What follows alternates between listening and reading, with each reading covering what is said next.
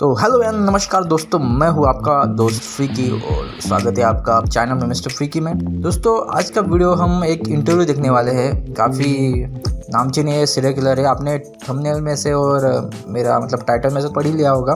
तो मैं आपको बताना चाहूँगा कि ये अमेरिका का मोस्ट इनफेमस सीरियल किलर में से एक था, जिसका नाम है टेड बंडी। इस पर मैंने एक वीडियो भी बना रखी है। काफ़ी पहले मैंने ये वीडियो बनाई थी और काफ़ी अच्छे खासे व्यूज़ भी उस पर आए थे, लेकिन मैंने इसका इंटरव्यू कभी बनाने की नहीं सोची। मतलब मैंने पहले सोचा था, लेकिन मुझे टाइम नहीं मिला और कुछ प्रोजेक्ट से वो पूरे करने थे, इसलिए फिर फाइनली इस वीडियो में मैंने आपके लिए ये आधे घंटे का रॉ एंड रियल इंटरव्यू लाया है और आई होप कि ये आपको पसंद आए। अगर पसंद आए तो देखो यार इस वीडियो पर। अगर खैर मैं अभी वीडियो के अंत में ही बताऊंगा, तो इस वीडियो को पूरा देखिए और एंजॉय कीजिए। So let's get started.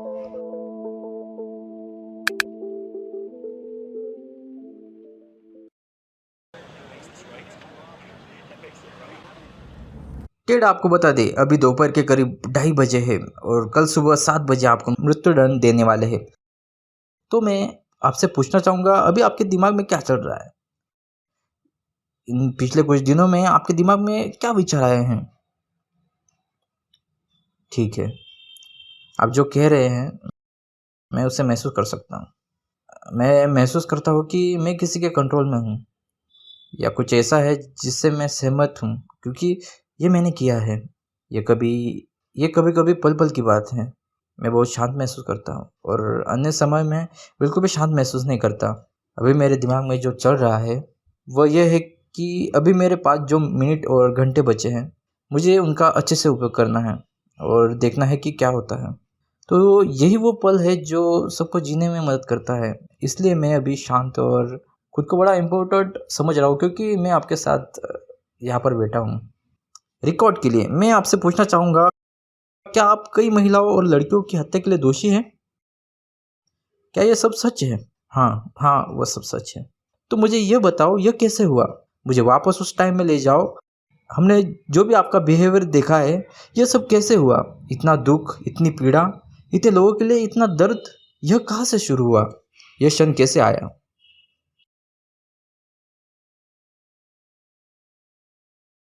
यह वही सवाल है जो मुझे घंटों परेशान करता है। न केवल उनके लिए जो मुझसे कहीं अधिक बुद्धिमान लोग हैं, जिस पर मैं खुद सालों से काम कर रहा हूँ और इसे समझने की कोशिश कर रहा हूँ। क्या यह समझाने के लिए पर्याप्त समय है? मुझे नहीं पता। मुझे लगता है कि मैं समझता हूँ मेरे साथ जो हुआ है। जिस हद तक मैं देख सकता हूँ कि कैसे कुछ भावनाएँ और विचार मुझे उस पॉइंट तक विकसित हो जाती है, जहाँ मैं बहुत ही हिंसक और बहुत ही विनाशकारी व्यवहार करना शुरू कर देता हूँ। तो फिर चलो, चलते हैं शुरुआत से, जहाँ आप खुद को एक अच्छे और संस्कारी घर से बिलॉन्ग करते हैं ऐसा मानते हैं। बिल्कुल।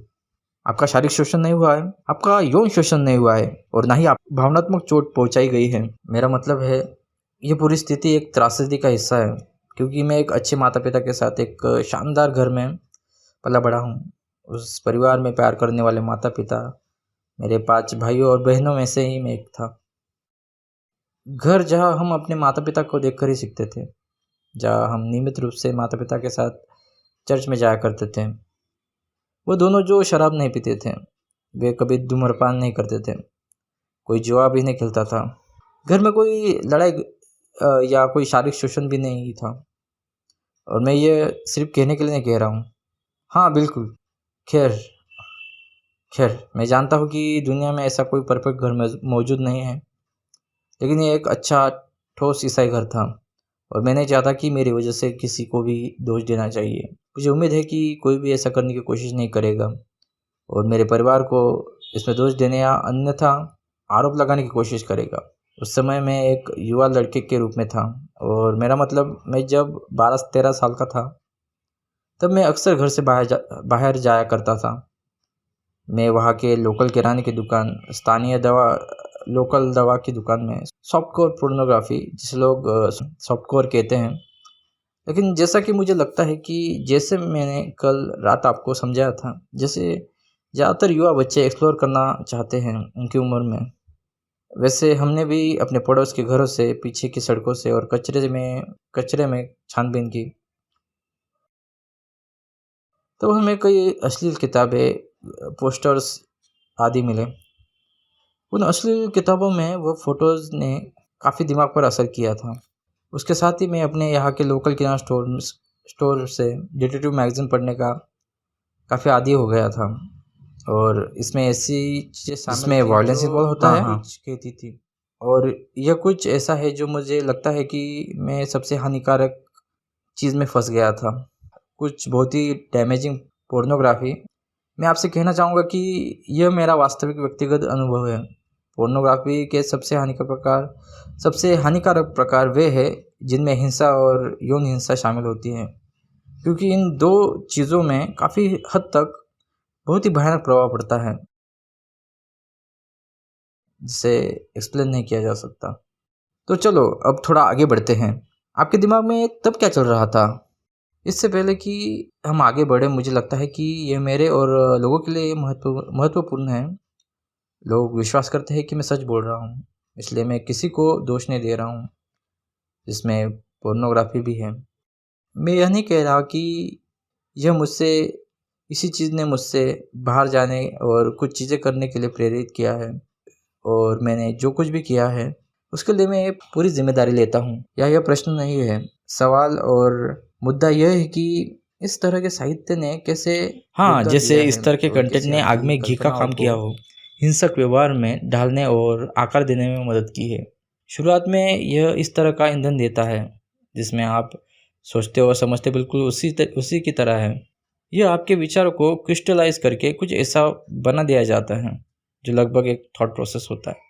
और उस बिंदु पर जब आप आखिरी कगार पर होते हो, जहाँ वो किरदार मैं वास्तव में ये समझना चाहता हूँ कि यह सब आप देखकर, मतलब मैगज़ीन और वीडियोज़ देखकर आप अपने आप को खुद के एक फैंटेसी जीवन में ढाल देते थे, फ़िल्में और मैगज़ीन से, बिल्कुल। और फिर जिसके बाद आप छोटे-छोटे कदम लेकर उसे एक दिन बड़े कदम में बढ़ाकर आप उसे फ़िज़िकली करने के लिए तैयार होते थे, ऐसा होता है। ये सब धीरे-धीरे होता है, लेकिन ये ज़रूरी नहीं है। कम से कम मेरे लिए तो ये रातों-रात नहीं हुआ था। मेरे एक्सपीरियंस के मुताबिक, जैसे हम आमतौर पर पोर्नोग्राफ़ी देखते हैं, लेकिन पोर्नोग्राफ़ी हमारे साथ कितने हद तक हिंसक स्तर पर जाती है, ये हम तब रियलाइज़ नहीं करते हैं। एक बार जब आप इसके आदी हो जाते हैं, और इसे एक प्रकार की लत के रूप में मैं देखता हूँ। जैसे अन्य प्रकार के व्यसन आप रखते हैं, उसी तरह यह दिन प्रतिदिन घातक होता चला जाता है। आप किसी ऐसी चीज़ के लिए तरसते रहते हो जो आपको हमेशा हर बार और ज़्यादा हार्ड एक्सपीरियंस दे, जो आपको हर बार एक अलग एक्साइटमेंट दे। आप में उत्तेजना उस मुकाम तक पहुँच जाती है जहाँ सिर्फ़ अश्लीलता ही होती है। आप उस बिंदु तक पहुँच जाते हैं जहाँ आप सोचने लग जाते हैं कि अगर वास्तव में ऐसा करें तो कितना मज़ा आएगा। वही जो उसके बारे में पढ़ने या देखने से मिलता है। वास्तव में आप किसी पर हमला करने से पहले आप उस पॉइंट पर कितने समय तक रुकते थे? ओह हाँ, जैसे जैसे कि तुम देख सकते हो, यह बहुत ही नाज़ुक पॉइंट है मेरे अपने विकास में, और हम किसी चीज़ के बारे में बात कर रहे हैं। हम उस बिंदु या एक ग्रे क्षेत्र तक पहुँचने के बारे में बात कर रहे हैं, जो उस बिंदु को घेरे हुए है। कहूँगा कि कुछ साल में जो कर रहा था, उसके खिलाफ बहुत मजबूत अवरोध थे, जिसके व्यवहार का, आपराधिक व्यवहार का, जो संस्कार मुझ में, मेरे परिवेश में, मेरे पड़ोस में, मेरे चर्च में संस्कारित किए गए थे। मेरा मतलब यह है कि ऐसा सोचना भी गलत है, लेकिन ऐसा करना निश्चित रूप से गलत ही है। और आपकी भलाई के लिए मैं उस किनारे पर हूँ, लेकिन आखिर में ये सब इन बाधाओं का लगातार टेस्ट होता था, और आखिर में बुराई ही जीत जाती थी। जिस तरह की फैंटेसी लाइफ के बारे में मेरी सोच ज़्यादा हावी हो जाती थी। क्या आपको याद है कि किस उम्र में आपको इस चीज़ की तरफ आगे बढ़ाया? क्या आपको इसके लिए जाने का निर्णय याद है?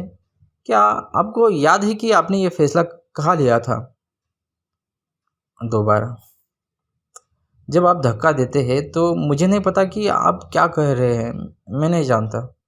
जी, मैं बिल्कुल समझ रहा हूँ। आप समझ रहे हो कि मैं कोई मजबूर किस्म का शिकारी था और अभी तक हम एक प्रभाव के बारे में बात कर रहे थे, जो कि हिंसक प्रकार के मीडिया और हिंसक पोर्नोग्राफ़ी का प्रभाव है, जिसका व्यवहार की श्रृंखला में एक जो अनिवार्य कड़ी है, घटनाओं की घटनाओं की श्रृंखला की वजह से यह हुआ है। यह एक बहुत ही कठिन प्रश्न है, जिसे एक्सप्लेन करना बहुत मुश्किल है। मैं उस पॉइंट तक पहुँच गया था, जहाँ मैं जानता था कि मैं इसे अब और नियंत्रित नहीं कर सकता हूँ। यह सब बातें जो मैंने एक बच्चे के रूप में सीखी थी, वो मुझे वापस पकड़ने के लिए पर्याप्त नहीं थी। किसी की तलाश करना और उसे नुकसान पहुँचाना ही मेरा गोल होता था। ठीक है, हाँ, ये एक मजबूरी की तरह आप ले सकते हो, जो एक विनाशकारी ऊर्जा से बनता है। मैं और एक फैक्ट इसमें मेंशन करना चाहूँगा कि मैंने इसमें शराब का भी यूज़ किया था, जो मुझ में संयोजन के रूप में काम करती थी। मान लें कि मेरा जोखिम उठाने का मन नहीं है, तो यह उसमें मदद करती थी। शराब के साथ पोर्नोग्राफ़ी एक ही समय में शुरुआती दिनों में जब आप ये सब करते थे, तो आप हमेशा आधे नशे में रहते थे। क्या यह सही है? हाँ। क्या यह हमेशा सचता? क्या यह मैं मैं कहूँगा कि यह आमतौर पर हमेशा ही सच था। यह ठीक है, अगर मैं इसे अभी समझा सकता हूँ, यह लड़ाई चल रही है। ठीक है। जी हाँ, आप इसे सारांशित कर सकते हैं कि जब यह निश्चित रूप से सटीक है और यह मेरे साथ हुआ है, लेकिन मैंने वह सब देखा है और यह मेरे लिए कुछ अलग किस्म का था और मैं समझ सकता हूँ कि वस्तुतः हर कोई आज पोर्नोग्राफ़ी के संपर्क में आ सकता है और फिर भी वह कुछ भी गलत कदम नहीं उठा रहे हैं, अपनी नॉर्मल लाइफ़ जी रहे हैं। हाँ, एडिक्शन कुछ इसी तरीके के होते हैं। कुछ लोगों पर यह असर नहीं करता है, लेकिन हाँ, कुछ परसेंटेज लोगों पर यह बुरा असर करता है, जो हार्डकोर पोर्नोग्राफ़ी देखने के आदी हो जाते हैं और तुम उन्हीं में से एक हो। यह एक प्रमुख घटक था और मुझे नहीं पता कि मैं इसके प्रति बहुत संवेदनशील क्यों था। मुझे पता है कि इसका मुझ पर प्रभाव पड़ रहा था, बस इतना ही था और मेरे द्वारा किए गए हिंसक व्यवहार के विकास के लिए यह सबसे बड़ी वजह थी। अपनी पहली हत्या करने के बाद आप पर क्या भावनात्मक प्रभाव पड़ा? उसके बाद के दिनों में क्या हुआ?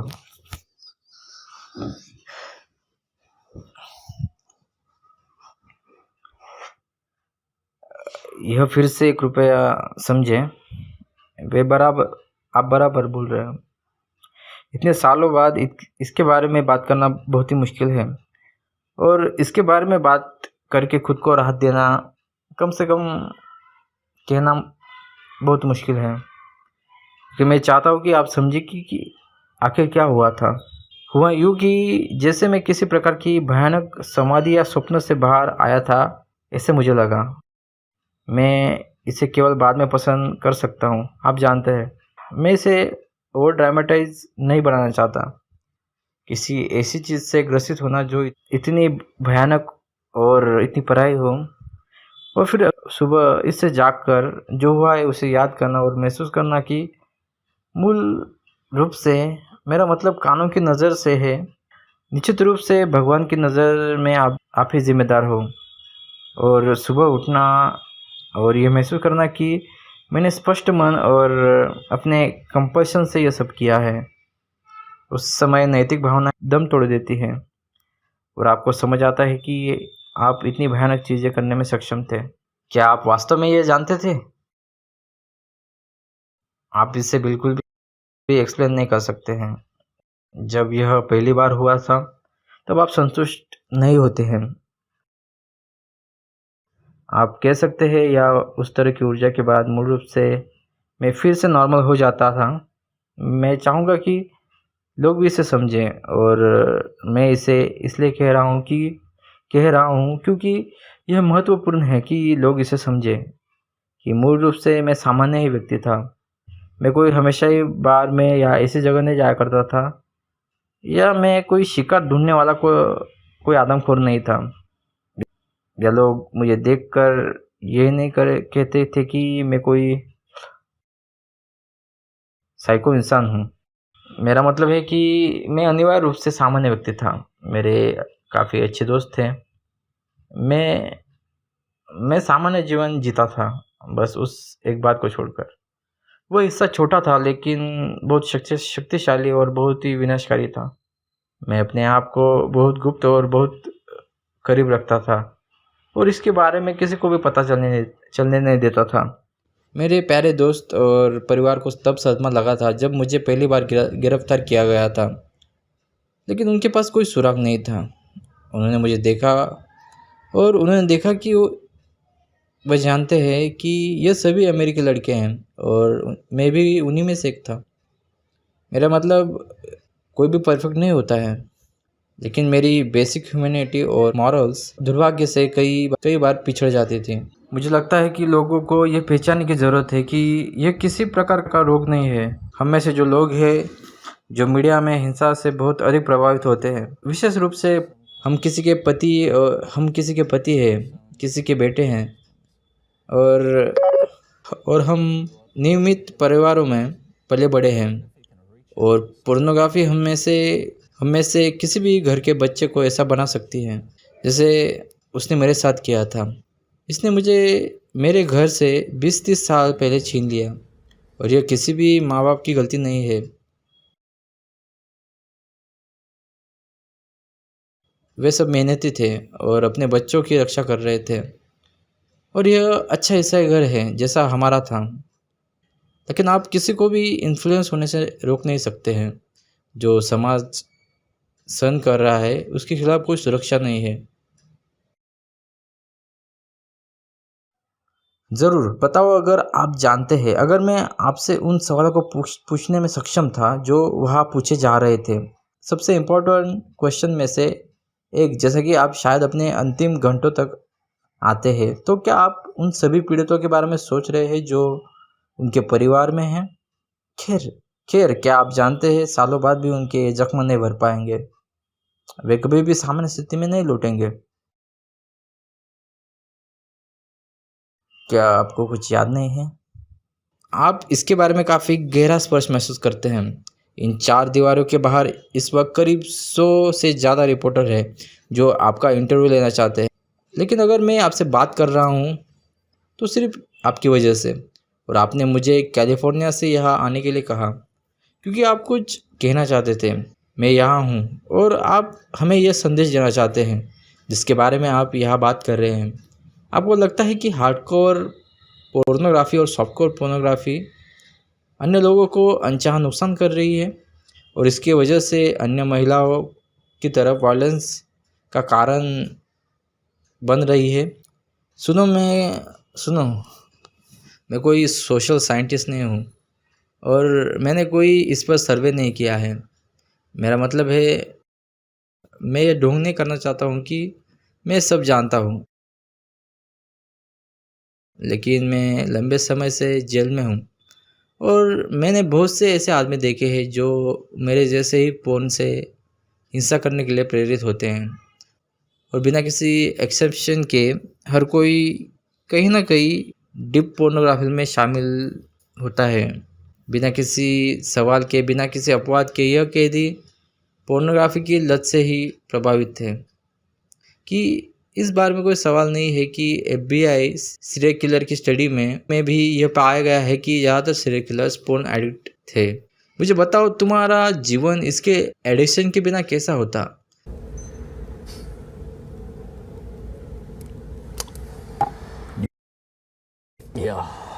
हाँ, मुझे पता है कि न केवल मेरे लिए और यहाँ इतना सेल्फ ऑब्सेस होने के लिए मुझे माफ़ करना, लेकिन यह मेरे और बहुत से अन्य लोगों के लिए बहुत अच्छा होता। मुझे पता है कि बहुत से अन्य निर्दोष लोग, पीड़ित और परिवार को काफ़ी तकलीफ मैंने दी है। उनके लिए यह बहुत बेहतर होता, इसमें कोई संदेह नहीं है। यह पूरी तरह से अच्छा जीवन होता। निश्चित रूप से ऐसा जीवन जिसमें वायलेंस शामिल नहीं है। इस तरह की हिंसा जो मैंने की है वह नहीं होती। अब बताओ, अगर आप जानते हैं, अगर मैं आपसे उन सवालों को पूछने में सक्षम था जो आप पूछे जा रहे हैं, उनमें से ही सबसे महत्वपूर्ण सवाल आप शायद अपने अंतिम घंटों तक आ चुके हैं। तो क्या आप उन सभी पीड़ितों के बारे में सोच रहे हैं जो उनके परिवारों में हैं? खैर, इतने विक्टिम्स मारने के बाद क्या आप जानते हैं यह लोग कभी भी नॉर्मल ज़िंदगी नहीं जी सकते। आप किस तरह से वो बोझ उठा रहे हैं? क्या आपको पश्चाताप है? फिर से मुझे पता है कि लोग मुझे सेल्फ सेंटर समझेंगे, लेकिन मैं बस मेरा पॉइंट ऑफ व्यू बता रहा हूँ कि मैं कैसा महसूस कर रहा हूँ। लेकिन भगवान की मदद से मैं अब उस पॉइंट पर आने में सक्षम हो गया हूँ जहाँ मैं एक अच्छा आदमी बन सकूँ। मैं जानता हूँ कि बहुत देर हो चुकी है, लेकिन पहले से अब मैं कहीं बेहतर महसूस कर रहा हूँ। यह कभी भी इतना अच्छा है कि आप अपने बारे में अच्छा महसूस कर सके। मैं अब वह सब दर्द जिसके लिए मैं ज़िम्मेदार हूँ, उसकी ज़िम्मेदारी ले रहा हूँ। पिछले कुछ दिनों से मैं कई डिटेक्टिव्स को मेरे अनसुलझे केसेस के बारे में बता रहा हूँ और बात करना मेरे लिए काफ़ी कठिन है, क्योंकि उन सभी भयानक भावनाओं और उन विचारों को पुनर्जीवित करता जो मेरे पास है। मैं जब भी वो पुरानी यादों को याद करता हूँ तो मुझे वही दर्द महसूस होता है और मुझे उस सब की भयावहता फिर से महसूस होती है और मैं केवल आशा ही कर सकता हूँ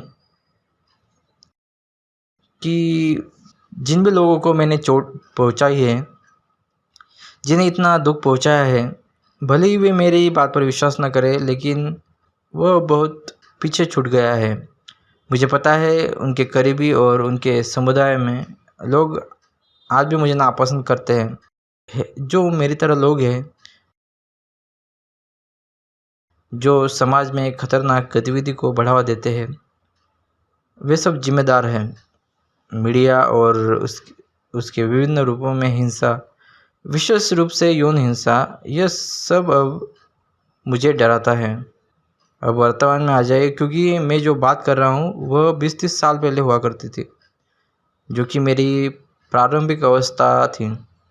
अब जब मैं केबल टीवी पर कुछ ऐसी फ़िल्में देखता हूँ, मेरा मतलब है कि जिस फ़िल्मों में कुछ वायलेंस दिखाया हो, तो डॉक्टर रॉबसन, मैं आपको बताना चाहूँगा कि मुझे क्या डराता है और यह अपील करना चाहूँगा कि इस तरह की फ़िल्म 30 साल पहले जिस तरह थिएटर्स में एक्स रेटेड सर्टिफिकेट देकर सिर्फ वयस्कों के लिए आती थी, वो अब थिएटर में सिर्फ नाम के लिए रह गया है। क्या आप स्लैशर फिल्मों की बात कर रहे हैं? मैं उसी कंटेंट के बारे में बात कर रहा हूँ। मैं आपको व्यक्तिगत अनुभव से बता रहा हूँ। सबसे घातक ग्राफिक हिंसा है स्क्रीन पर, विशेष रूप से जब यह घर में आता है। जो बच्चे इससे इन्फ्लुएंस हो सकते हैं, वह अनजाने में ही एक टेड बंडी हो सकते हैं, जिस तरह मैं हुआ था। उस तरह की फिल्मों से, उस तरह की हिंसा से कोई भी प्रभावित हो सकता है। आज के बच्चे टीवी के डायल को इधर उधर घुमाते हैं और देर रात तक इन सभी फिल्मों को देखते हैं। मुझे नहीं पता कि इसमें क्या गलत है, लेकिन वहाँ कोई भी बच्चा उन्हें देख सकता है। यह डरावना है। जब मुझे लगता है कि इसके बाद, मेरा मतलब है, मैं बस घर के बाहर इन चीज़ों को देखने जाया करता था, लेकिन आज के ज़माने में यह सब जानने के लिए बच्चे आज उस तरह की चीज़ें घर बैठे बैठे ही देख सकते हैं। वो अपना फ़ोन उठाकर सब कुछ देख सकते हैं। क्या आप असंवेदनशीलता की इस प्रक्रिया को समझने में मेरी मदद कर सकते हैं? तो आपके दिमाग में तब क्या चल रहा था? असंवेदनशीलता से मैं इसका वर्णन करता हूँ। विशिष्ट शब्दों में वह है, हर बार किसी को मारना मेरे लिए सामान्य बात रही है, विशेष रूप से पहले विक्टिम के बाद। मुझे भारी मात्रा में गिल्टी, डर और बाद में पछतावा हुआ था, लेकिन फिर से इसे करने का मेरा आवेग और होकर वापस आया। आप मेरा विश्वास करो, मैं ये सब करके अपने डेली के काम अच्छे से करता था। इसके बारे में अनोखी बात यह है कि मैंने अभी भी अपने नियमित जीवन में अपराध की पूरी श्रृंखला और क्या ये कंपार्टमेंटलाइज था महसूस किया है। बहुत अच्छी तरीके से, बहुत तेज़ी से केंद्रीय क्षेत्र जहाँ एक दरार की तरह था और जो कुछ भी उस दरार में गिरता था वो गायब हो जाता था। क्या यह आपको समझ में आ रहा है? यह आपका आखिरी कत्ल से जुड़ा सवाल है जिसमें आपने 12 साल की बच्ची किम्बरली लीच की हत्या की थी। मुझे लगता है कि इसके बाद ही सार्वजनिक आक्रोश अधिक बढ़ा, क्योंकि वह केवल एक 12 साल की बच्ची थी जो खेल के मैदान से उसका किडनैप हुआ था। उसके बाद आपने क्या महसूस किया? इसके बाद तुम कहाँ गए थे? तुम 3 दिन बाद उस लाश को ले जाने के लिए गए थे। आप वास्तव में अभी इसके बारे में मैं वास्तव में अभी इसी के बारे में बात करना चाहता था। यह काफ़ी दर्दनाक होगा। वह ऐसा अनुभव था जो मैं कभी भूल नहीं सकता। मैं भूलना चाहता हूँ। मैं उस बारे में बात करूँगा, ठीक है? मैं आपको समझा सकता हूँ, ठीक है?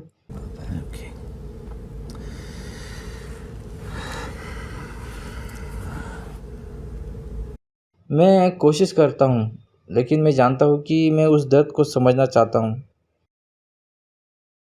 मैं उसके माता-पिता के लिए उनका दुःख समझ सकता हूँ।